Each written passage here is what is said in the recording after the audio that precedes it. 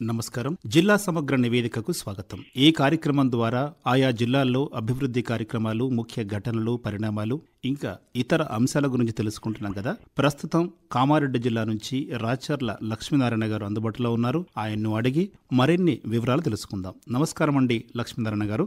నమస్కారం సార్. కామారెడ్డి జిల్లాలో ఇటీవల చోటు చేసుకున్న సంఘటనలు, కార్యక్రమాల గురించి చెప్పండి.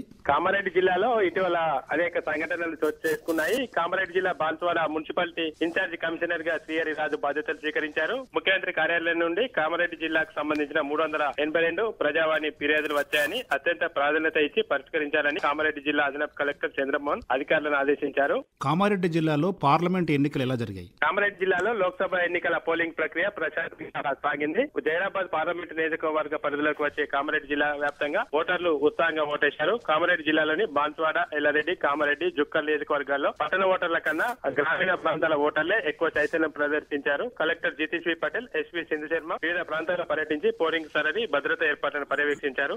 పోలింగ్ సందర్భంగా దివ్యాంగుల కోసం పోలింగ్ కేంద్రాల్లో ఎలాంటి ఏర్పాట్లు చేశారు? కామారెడ్డి జిల్లాలో లోక్సభ ఎన్నికల్లో పోలింగ్ శాతం పెంచేందుకు గాను అధికారులు దివ్యాంగుల కోసం ప్రత్యేక ఏర్పాట్లను చేశారు. సాధారణ పోలింగ్ కేంద్రాల మాదిరిగానే వీటిని సైతం ఏర్పాటు చేశారు. అధిక ఓటింగ్ నమోదు చేసేందుకు గాను ఎన్నికల సంఘం ఆదేశాల మేరకు జిల్లాలోని ప్రతి నియోజకవర్గంలో మహిళలకు, అలాగే యువజనులకు, దివ్యాంగులకు ప్రత్యేక కేంద్రాలను ఏర్పాటు చేశారు. దివ్యాంగుల కోసం ప్రత్యేక ర్యాంపులతో పాటు వీల్ చైర్లను ఏర్పాటు చేసి సహాయకులను నియమించారు. కామారెడ్డి జిల్లాలో అకాల వర్షాలు, వడగళ్ల వానలతో ఎంత మేర పంట నష్టం జరిగింది? కామారెడ్డి జిల్లా వ్యాప్తంగా ఇటీవలి కాలంలో అకాల వర్షాలతో అతలకుతమైంది. జిల్లా వ్యాప్తంగా కోతకు వచ్చిన వరి పంటతో పాటు అలాగే కొనుగోలు కేంద్రాలకు తరలించినటువంటి ధాన్యం తడిసి ముద్దైంది. జిల్లా వ్యాప్తంగా పలు చోట్ల విద్యుత్ స్తంభాలు కూలిపోయాయి. ఈదురుగాలులకు మామిడి తోటలోని కాయలు రాలిపోయాయి. పలువురి ఇళ్ల పైకప్పులు, రేకులు ఎగిరిపోయాయి. అధికార సంఘం క్షేత్రస్థాయిలో పర్యటించి నివేదిక తయారు చేస్తున్నారు. ఆ యొక్క నివేదికను ప్రభుత్వానికి సమర్పిస్తామని అధికారులు వెల్లడించారు. దాదాపు 2000 ఎకరాల వరకు పంట నష్టం జరిగినట్టు అధికారులు పేర్కొంటున్నారు. కామారెడ్డి జిల్లాలో యాసంగి ధాన్యాన్ని త్వరితగతిన కొనుగోలు చేసేందుకు అధికార యంత్రాంగం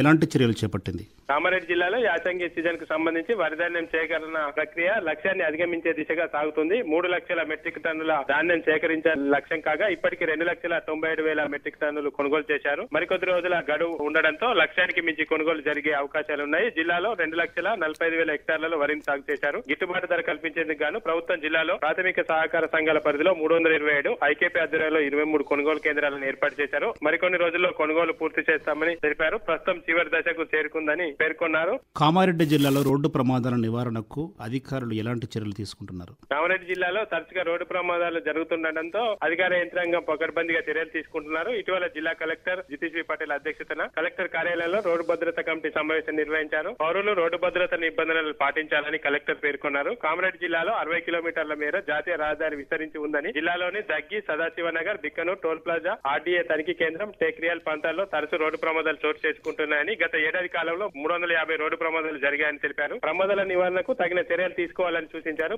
కేంద్ర సెక్రటరియట్ బృందం కామారెడ్డి జిల్లాలో జరిపిన పర్యటన గురించి చెప్పండి. కామారెడ్డి జిల్లాలో మే 20 నుంచి 24వ తేదీ వరకు కేంద్ర మానవ వనరుల అభివృద్ధి శాఖలో చేస్తున్న అసిస్టెంట్ సెక్షన్ ఆఫీసర్ల బృందం పర్యటించింది. జిల్లాలోని పదిమజివాడ, శివాయిపల్లి, నర్సన్నపల్లి, దోమకొండ, పరిధిపేట గ్రామాల్లో 5 రోజుల పాటు పర్యటించారు. గ్రామాల్లో అమలు జరుగుతున్న పలు కార్యక్రమాలను అధ్యయనం చేశారు. పాఠశాలలు, డిజిటల్ తరగతులు, అంగన్వాడీ కేంద్రాలు, ఉపాధ్యాయ పనులు, స్వయం సహాయక సంఘాల బృందాల పనితీరు, ఆసుపత్రులు, విద్యుత్, డబుల్ బెడ్రూమ్ ఇండ్లు, రేషన్ కార్డులు, భూ సమస్యలు, అంతర్గత రహదారులు తదితర అంశాలపై అధ్యయనం చేశారు. ఈ సందర్భంగా చివరి రోజు కేంద్ర బృందం జిల్లా కలెక్టర్ జితేష్ పటేల్ తో సమావేశమై పలు సూచనలు చేశారు.